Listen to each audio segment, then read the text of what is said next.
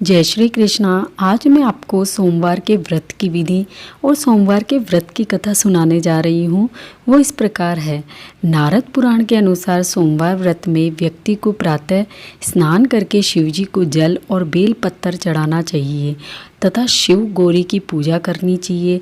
शिव पूजन के बाद सोमवार को व्रत कथा सुननी चाहिए। इसके बाद केवल एक ही समय भोजन करना चाहिए। साधारण रूप से सोमवार का व्रत दिन में तीसरे तक होता है, मतलब शाम तक रखा जाता है। सोमवार व्रत 3 प्रकार का होता है।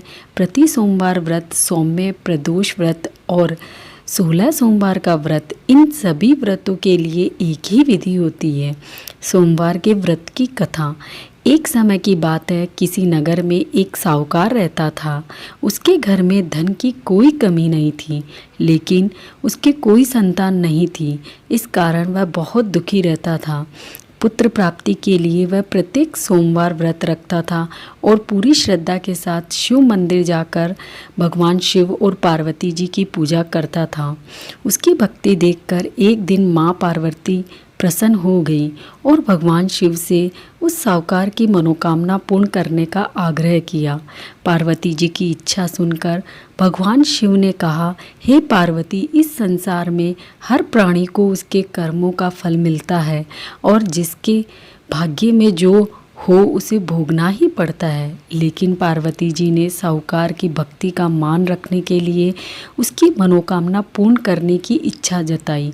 माता पार्वती के आग्रह पर शिवजी ने साहूकार को पुत्र प्राप्ति का वरदान तो दिया, लेकिन साथ ही यह भी कहा कि उसके बालक की आयु केवल 12 वर्ष ही होगी।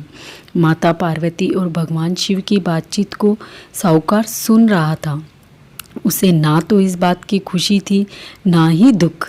वह पहले की भांति शिवजी की पूजा करता रहा। कुछ दिन के बाद साहूकार के घर एक पुत्र का जन्म हुआ। जब वह बालक 11 वर्ष का हुआ तो उसे पढ़ने के लिए काशी भेज दिया गया। साहूकार ने पुत्र के मामा को बुलाकर उसे बहुत सारा धन दिया और कहा, तुम उस बालक को काशी विद्या प्राप्ति के लिए ले जाओ और मार्ग में यज्ञ कराना। जहाँ भी यज्ञ कराओ वहाँ ब्राह्मणों को भोजन कराते हुए जाना और उन्हें दक्षिणा जरूर देना। दोनों मामा भांजे इस तरह यज्ञ करते रहे और ब्राह्मणों को दान दक्षिणा देते रहे। काशी की ओर चल पड़े। रास्ते में रात हुई और रात में एक नगर पड़ा, जहाँ नगर के राजा की कन्या का विवाह था। लेकिन जिस राजकुमार से उसका विवाह होने वाला था वह एक आंख से काना था। राजकुमार के पिता ने अपने पुत्र के काना होने की बात उनसे छिपाई थी। साहूकार के पुत्र को देखकर उसके मन में एक विचार आया। उसने सोचा, क्यों न इस लड़की को दुल्हा बनाकर राजकुमारी से विवाह करा दूं। विवाह के बाद इसको धन देकर विदा कर दूंगा और राजकुमारी को अपने नगर ले जाऊंगा। लड़के को दूल्हे के वस्त्र पहनाकर राजकुमारी से विवाह करा दिया गया। लेकिन साहूकार का पुत्र ईमानदार था। उसे ये बात न्याय संगत नहीं लगी। उसने अवसर पाकर राजकुमारी की चुन्नी के पल्लू पर लिखा कि तुम्हारा विवाह तो मेरे साथ हुआ है, लेकिन जिस राजकुमार के संग तुम्हें भेजा जाएगा वह एक आंख से काना है। मैं तो काशी पढ़ने जा रहा हूँ। जब राजकुमारी ने चुन्नी पर लिखी बात पढ़ी तो उसे अपने माता पिता को यह बात बताई। राजा ने अपनी पुत्री को विदा नहीं किया, जिससे बारात वापस चली गई। दूसरी ओर साहूकार का लड़का और उसका मामा काशी पहुँचे और वहाँ जाकर उन्होंने यज्ञ किया। जिस दिन लड़के की आयु 12 वर्ष की हुई उसी दिन यज्ञ रखा गया। लड़के ने अपने मामा से कहा, मेरी तबीयत कुछ ठीक नहीं है। मामा ने कहा कि तुम अंदर जाकर सो जाओ। शिवजी के वरदान अनुसार कुछ ही देर में उस बालक के प्राण निकल गए। मृत भांजे को देखकर उसके मामा ने विलाप शुरू किया। संयोगवश उसी समय शिवजी और पार्वती उधर से जा रहे थे। पार्वती जी ने भगवान से कहा, स्वामी, मुझे इसके रोने के स्वर सहन नहीं हो पा रहे हैं। आप इस व्यक्ति के कष्ट को अवश्य दूर करें। जब शिवजी मृत बालक के समीप गए तो वह बोले, यह वही साहूकार का पुत्र है जिसे मैंने 12 वर्ष की आयु का वरदान दिया था।